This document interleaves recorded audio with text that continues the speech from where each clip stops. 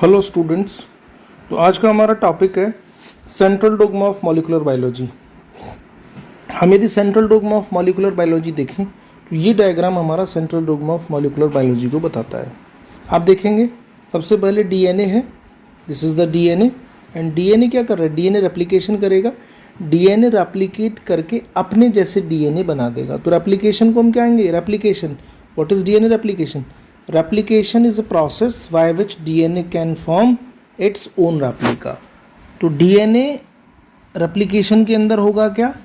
ये एक डीएनए है और ये डीएनए रेप्लिकेट करके अपने जैसे दो डीएनए फ्रेगमेंट बना देगा। This is known as the DNA replication. अब ये डीएनए क्या करेगा? ट्रांसक्रिप्शन करेगा।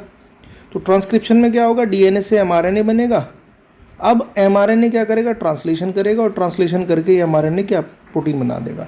तो सेंट्रल डोग्मा के अंदर तीन चीज़ें हमारी आती हैं: रेप्लिकेशन, ट्रांसक्रिप्शन और ट्रांसलेशन। रेप्लिकेशन हम देखें तो ट्रांसक्रिप्शन और ट्रांसलेशन। रेप्लिकेशन को दोबारा से बताता हूँ मैं। यहाँ पे आप देखें डीएनए से डीएनए बनेगा, ट्रांसक्रिप्शन में डीएनए से क्या बनेगा? एमआरएनए बनेगा, और ट्रांसलेशन के अंदर एमआरएनए से प्रोटीन बनेगा। तो this is known as the central dogma. यहाँ पे सेंट्रल डोग्मा की हम बात करें, basically central dogma proposed by that is Francis Crick. Central dogma किसने प्रपोज किया? दैट इज एफ क्रिक, यानी कि फ्रांसिस क्रिक। और ये क्या कहता है? यहाँ पे हम देखें डीएनए से आरएनए बनेगा और आरएनए से प्रोटीन बनेगी। This is known as the central dogma. This is the diagrammatical representation. लेकिन यदि हम वायरसेस के अंदर देखें तो आपको पता है वायरसेस में जनरली क्या होता है? आरएनए। तो वहाँ पे क्या होगा? वहाँ पे आरएनए क्या बनाएगा? आरएनए बनाएगा डीएनए, यानी कि ट्रांसक्रिप्शन का उल्टा हुआ। तो इसको बोलते हैं in some viruses flow of information. In some viruses the flow of information is in reverse direction. Reverse direction का क्या मतलब है? मतलब इस डायरेक्शन में वो होगा, यानी कि एमआरएनए से क्या बनेगा? वहाँ डीएनए बनेगा। ओके, तो from RNA to DNA, and this process it is known as reverse transcription. It is known as the reverse transcription. तो रिवर्स ट्रांसक्रिप्शन किस में होगी? वायरसेस के अंदर, जिसमें आरएनए जेनेटिक मटीरियल होगा। और ये रिवर्स ट्रांसक्रिप्शन कौन सा एंजाइम कराता है? This is known as the reverse transcriptase.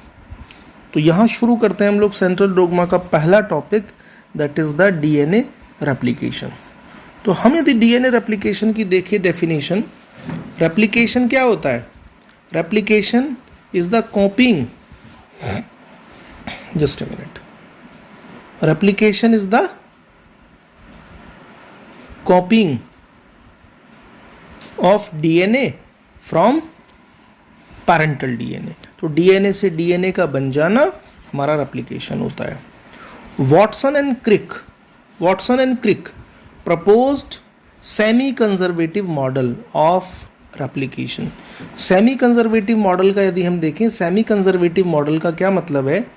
ये आप देखिएगा डीएनए मॉलिक्यूल है, यहाँ पे डीएनए मॉलिक्यूल के जो दोनों स्ट्रैंड हैं सेपरेट हुए, तो these are the old strand. और हम यहाँ पे देखें तो ये हमारे जो दूसरा ग्रीन कलर का जो स्ट्रैंड है न्यूली सिंथेसाइज्ड है। तो ऐसा यदि डीएनए रेप्लिकेशन के अंदर होता है, this is known as the semi conservative. Semi conservative का क्या मतलब है? कि एक हमारा कैसा स्ट्रैंड बना है? ओल्ड, और एक हमारा कैसा स्ट्रैंड बना है? New.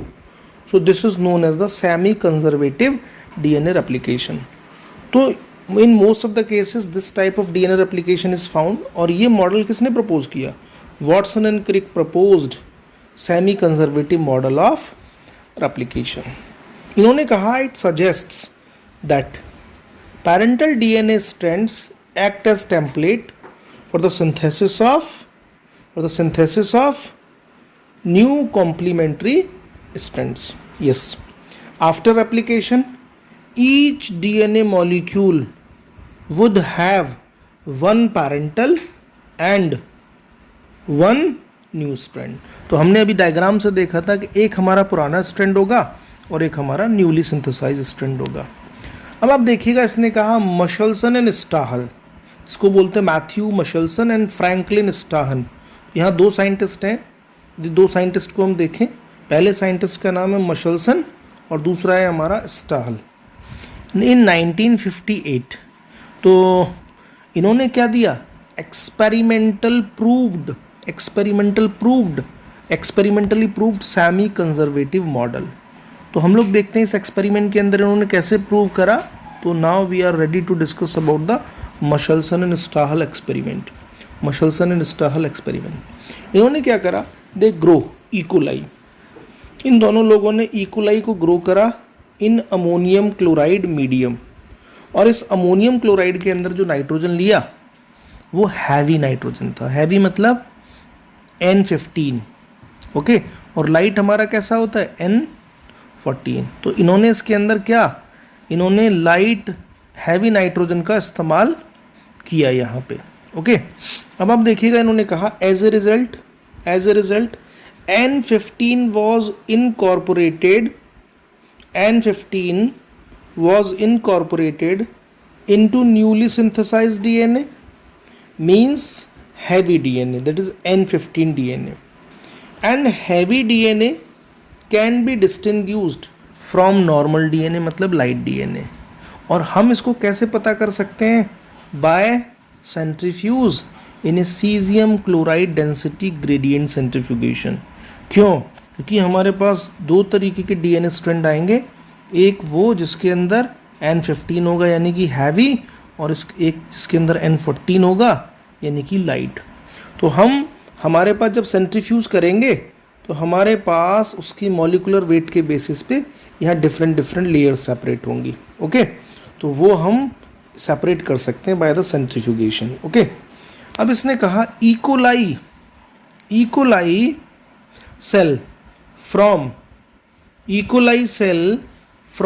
N15 medium, E coli cell from N15 medium were transferred to, that is light ammonium chloride, that is NH4Cl, जिसके अंदर लाइट नाइट्रोजन था। After 1 generation, after 20 minute. तो अब आप ध्यान रखिएगा जनरेशन टाइम कितना होता है इकोलाई को, 20 मिनट। 20 मिनट मतलब इकोलाई 1 से 2 बना देगा विद इन 20 मिनट।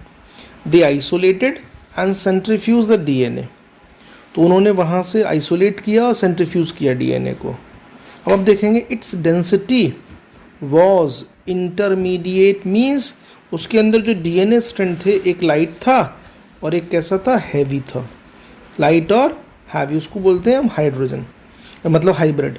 तो N15 डीएनए, N14 डीएनए, जो मैंने आपको रेड कलर और ग्रीन कलर से दिखाया था। दिस शोज दैट, उससे क्या पता चलता है, newly form DNA, one strand is old and one strand is new. तो वहाँ पे एक स्ट्रैंड नया है और एक स्ट्रैंड पुराना है। और इससे क्या पता चलता, this confirms semi conservative replication. ये सेमी कंजर्वेटिव रेप्लिकेशन को कहीं ना कहीं हमारा बताता है। आफ्टर सेकेंड जनरेशन, मतलब जब हमारे 2 से 4 बनेंगे तो वो टाइम हो जाएगा 40 minute, and there was equal amount of hybrid DNA and light DNA. इस डायग्राम से हम समझने की कोशिश करते हैं। आप यहाँ देखिएगा डीएनए हमारा कैसा है, N15। इन्होंने इसको ट्रांसफ़र किया N14 मीडियम में। 20 मिनट के बाद एक इकोलाई से 2 इकोलाई बने, तो डीएनए भी रेप्लिकेट करेगा। और यहाँ कैसा नाइट्रोजन आया, N14 और N15, यानी कि एक ग्रीन कलर से एक रेड कलर से, तो हाइब्रिड डीएनए आया। फिर 20 मिनट यानी कि 40 मिनट हो गए टोटल। तो यहाँ पे आप देखेंगे ये हाइब्रिड है हमारे, और ये हमारे लाइट डीएनए आए। तो कहीं ना कहीं यहाँ पे आप देखिएगा ये हमारा हैवी नाइट्रोजन आ रहा है, इसके अलावा हाइब्रिड आ रहा है यहाँ पे, इसके अलावा ये हाइब्रिड आया और ये हमारा लाइट आया।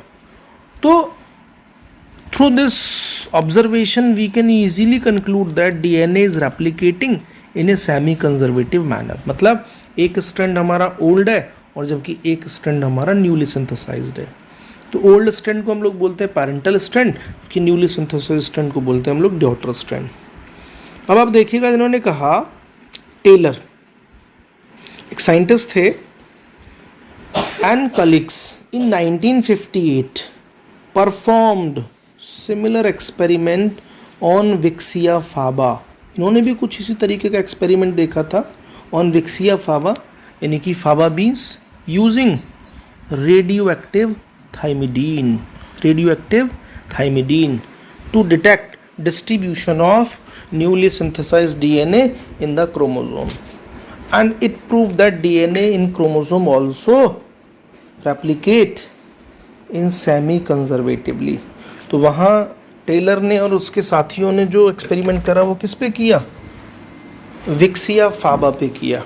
ओके, यहाँ पे हम लोग देखते हैं जो रेप्लिकेशन होगा उसके अंदर कौन कौन से एंजाइम इन्वॉल्व हैं और वो कैसे क्या क्या रोल प्ले करेंगे. तो हम लोगों का नेक्स्ट टॉपिक यहाँ पे है machinery and enzymes for the replication.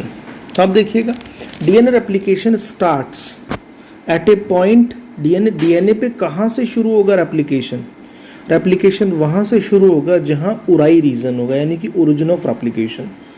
And the unit of replication which one origin is called replicon.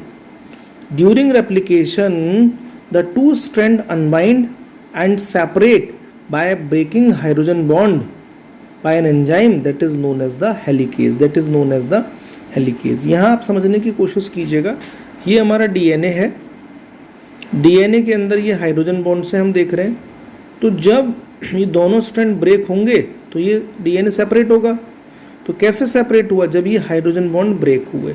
और हाइड्रोजन बॉन्ड कौन ब्रेक करेगा, For to break down the hydrogen bond, helicase enzyme is responsible. तो function of helicase is the break down the hydrogen bond. Hydrogen bond को break करेगा जिससे कि दोनों strand separate होंगे. यहाँ पे आप डायग्राम के अंदर देख रहे होंगे रेप्लिकेशन फोर्क हमारा बना है.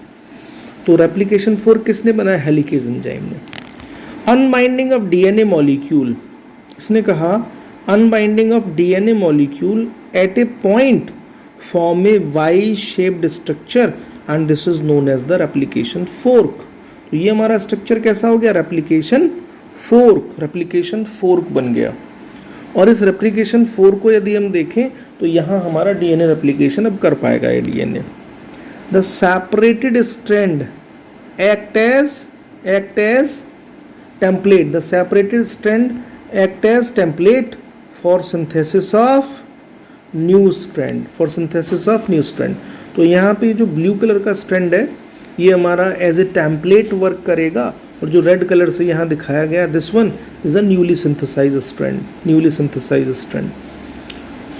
हमें पता है कि DNA replicates in which direction, that is a 5th prime to 3rd prime direction. मतलब यहाँ जो हमारा देख रहे हैं ये 5th प्राइम है और यहाँ जो हमारा पोलरिटी है वो 3rd प्राइम है. यानी कि DNA always replicate in 5th prime to 3rd prime direction. इसके लिए हमें क्या चाहिए, that is deoxyribonucleoside triphosphate. That is DATP, DGTP, DCTP और DTTP. These act as a substrate and provide energy for the polymerization. क्योंकि इसके अंदर 3 phosphate हैं. ये हम देख रहे हैं डीऑक्सी एडिनोसिन ट्राइफॉस्फेट. तो आप देखेंगे ट्राइफॉस्फेट तो 3 फॉस्फेट है. When the phosphate will remove the energy will be released. अब देखिएगा इसने कहा finally a small RNA primer is synthesized of the enzyme primase. यानी कि ये प्रोसेस कब शुरू होगी, देखिएगा यहाँ पे सबसे पहले इस प्रोसेस को शुरू करने के लिए हमें एक आरएनए का स्ट्रैंड बनाना पड़ेगा. और आरएनए स्ट्रैंड कौन बनाएगा, that is a primase enzyme. तो ये आरएनए प्राइमर है और RNA primer is required to initiate the mechanism. यदि आरएनए प्राइमर नहीं बनेगा तो प्रोसेस शुरू नहीं होगी. और ये कौन बनाएगा, प्राइमेज एंजाइम. ओके, इसने कहा in presence of an enzyme DNA dependent DNA polymerase. तो ये पॉलीमराइजेशन का काम करेगा. जो many nucleotide join with one another to prime strands. Okay, तो ये ज्वाइन करता चला जाएगा न्यूक्लियोटाइड्स को और क्या बना देगा, in form a nucleotide chain, that is a new strand. हमारा डीएनए बन जाएगा. ड्यूरिंग रेप्लिकेशन हम देख रहे हैं 1 strand is formed as a continuous stretch, तो वो कॉन्टिन्यूस सिंथेसिस हो रही है, ऐसे स्ट्रैंड को हम लोग बोलते हैं लीडिंग स्ट्रैंड। तो यहाँ आप देखिएगा, इस पे आप देखेंगे तो ये कॉन्टिन्यूस सिंथेसिस हुई है, this is the leading strand. क्यों? क्योंकि हेलिकेज की डायरेक्शन ये है और हमारा जो डीएनए पॉलीमरेज है उसकी डायरेक्शन भी ये है। तो in this DNA strand the DNA is synthesized continuously and this strand is known as the leading strand। जबकि हम देखेंगे ये वाला जो स्ट्रैंड है, this is a lagging strand, यानी कि यहाँ पे छोटे छोटे फ्रेगमेंट की फॉर्म में हमारा जो है सिंथेसिस होगी। इन छोटे छोटे फ्रेगमेंट की वजह से हो रही है। इन छोटे छोटे फ्रेगमेंट्स को हम लोग क्या बोलते हैं? Okazaki fragment. और इस स्ट्रैंड को हम बोलेंगे लैगिंग स्ट्रैंड। तो नीचे मैं दिखाता हूँ आपको, इसने कहा देखिएगा, other strand is formed in a small stretches that is known as the Okazaki fragment in 5th prime to 3rd prime direction, and this is the discontinuous synthesis। this is the discontinuous synthesis। ये discontinuous synthesis है। Okazaki fragments are then joined together to form a new strands। और ये Okazaki fragment आपस में जुड़ेंगे। हमने देखा था ये छोटे छोटे फ्रेगमेंट थे, ये आपस में कैसे जुड़ेंगे? by an enzyme that is known as the DNA ligase। DNA ligase जो है इन ओकाजाकी फ्रेगमेंट को आपस में कनेक्ट करने का काम करेगा और एक कॉन्टिन्यूस स्ट्रैंड बना देगा। तो ये हमारा लाइगेज एंजाइम काम करेगा जिस पर डिसकॉन्टिन्यूस सिंथेसिस हुई है। ऐसे स्ट्रैंड को हम क्या बोलेंगे? This strand is known as the lagging. और ये हमारा स्ट्रैंड कौन सा है? Leading. Okay, this is leading, this is leading and this is lagging। Lagging पे डिसकॉन्टिन्यूस सिंथेसिस होती है जबकि हमारी लीडिंग पे कॉन्टिन्यूस सिंथेसिस होती है। अब इसने कहा, यदि आप देखें, if a wrong base introduced in the DNA strand, यदि रॉन्ग बेस हमारा ऐड होगा तो DNA polymerase can do proof reading. Yes, proof reading system भी अवेलेबल होता है। यदि रॉन्ग बेस पेयर ऐड होगा तो उसको वहाँ से रिमूव कर दिया जाएगा। इकोलाई के लिए, इकोलाई प्रोकैरियोटिक सेल है, complete replication within 18 minutes. ये आप याद रखिएगा, this is very important for the NEET exam. 18 minute में इकोलाई अपना रेप्लिकेशन कर लेगा, that means 2000 base pair per second. और एक सेकेंड के अंदर इकोलाई में कितने बेस पेयर बन जाते हैं? That is known as the 2000 base pair synthesize per second. इसको हम नहीं देखें, इकोलाई के अंदर, यूकैरियोटिक सेल के अंदर, in eukaryotes the replication of DNA takes place at S phase. हमारा रेप्लिकेशन किस फेज में होगा? Replication will occur in S phase of cell cycle. और failure in a cell division after DNA replication result in polyploidy. Okay, generally polyploidy plants में होती है। और यदि डीएनए रेप्लिकेशन के बाद यदि हमारा सेल डिवीज़न नहीं हो पाया, this means failure in cell division after DNA replication, it will causes the polyploidy. मतलब जो हमारा 2n कंडीशन थी, कैसी कंडीशन थी? 2n, वो एक सेट बढ़ जाएगा, होल सेट, वो हो जाएगी 3n में कन्वर्ट हो जाएगी। और यदि ऐसा होगा, यानी कि होल सेट इंक्रीज होगा, this is known as the polyploidy. And polyploidy mostly found in plants, not in humans. तो यहाँ पे हमारा सेंट्रल डोग्मा का पहला टॉपिक कंप्लीट होता है। This is known as the DNA replication. Okay, तो यहाँ नेक्स्ट वीडियो की हम लोग बात करेंगे नेक्स्ट टॉपिक के अंदर, दैट इज द ट्रांसक्रिप्शन। और ट्रांसक्रिप्शन में हम क्या देखेंगे? ट्रांसक्रिप्शन में हमारा जो डीएनए बना, now the DNA will synthesise the RNA. तो मिलते हैं नेक्स्ट वीडियो में और हम लोग देखेंगे कैसे हमारा डीएनए आरएनए सिंथेसाइज करता है। तब तक के लिए थैंक यू सो मच।